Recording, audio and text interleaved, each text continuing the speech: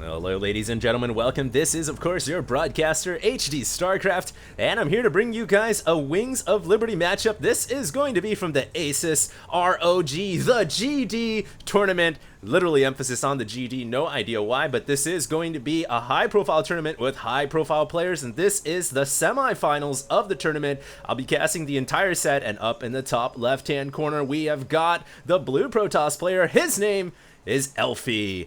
And down in the bottom right hand corner, another European player. He is the red Zerg player, and he's known as the little one. So it's going to be a Zerg versus Protoss here. The map is Ohana, which typically lends itself to very cheesy play nowadays, especially in ZVP, because Zerg and Protoss, they're like oil and water, man. They don't mix very well. If you guys watch the actual statistics right now, Zerg versus Protoss, surprisingly now, is the matchup that ends the quickest, just because of all the all-ins, all the early shenanigans that can happen in this matchup. You know, Protoss doesn't really want to play a late game Zerg, so they do a lot of 2-base strategies.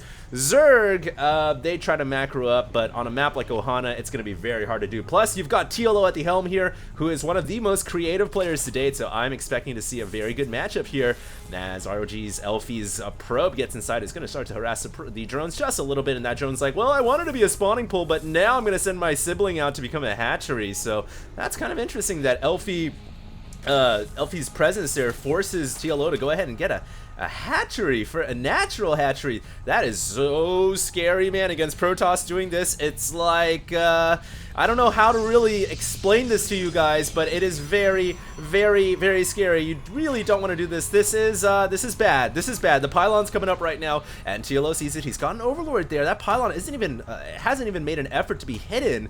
But so Elfi hasn't really tried to hide the pylon, but he can still throw up some serious photon cannons here. Now, hold your horses, guys, because I do also want to give out some Heart of the Swarm beta keys somewhere along this series of games. I don't know if I'll be giving out a key in every single cast, but I will be giving out keys along this series of games at some point, so just stay tuned. I know a lot of you guys are waiting for those keys. So here we go, photon cannons coming up. It's a trifecta grid of photonic power as Elfi rounds it out. It's a quadruponic grid now.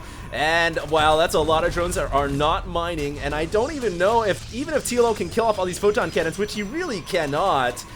Yeah, this is why you just do not go hatchery first against Protoss. I thought Huck told you why, and TLO here did not cancel the hatchery either, so now he's stuck with a 300 mineral investment that just went down the drain. It's like buying a car and driving it off the U slot. It's an investment that you just never see recuperated ever again. Thousands of dollars down the hole there, and in this case, it's just a hatchery that is completely gone, and now TLO is going to try to pull a lot of Zerglings and drones and try to get rid of these 2 photon cannons that are remaining, but how in the world is he going to be able to do that? Meanwhile, he's got drones attacking. They're so pissed off. Oh, wow. Well, he was pissed off, but he died in a rage-induced fury. Now, look at these drones. They are almost dead. They're going to have to scurry their hides back to the main. And this is a best of 5, guys, but I've got to say, Elfi, you know, taking the first game in a set is obviously very, very important, and I think Elfi right now is poised to take the very first game of this set. TLO's hatchery is bleeding. The roof is bleeding blood, and TLO's hatchery is gonna go down. It's only 1 photon cannon left, too. I don't know what TLO is waiting for. Go, go, go. And now he finally sends all the Zerglings in, but will it be enough? Is his pro gamer instinct on time? It is not. Oh my god, that was literally 1 shot away, and if TLO had attacked just a moment sooner, he would have been alright. Now let's just look at the workers kill tab. Only 3 workers killed so far, but you can see that TLO hasn't been making any drones because of this early harass. So he's only got 12 drones, and now it's just a bunch of Zerglings on the map. I get the feeling we're going to see some type of 1-base all-in here from TLO. Really, it's his only move. This is like one of those situations where, really, you're playing chess, you've only got a king and a pawn, and all you can move is 1 space at a time. Your opponent's got all the other pieces on the board, and really, you're just pigeonholed into 1 strategy. Whoa! Hold that thought here!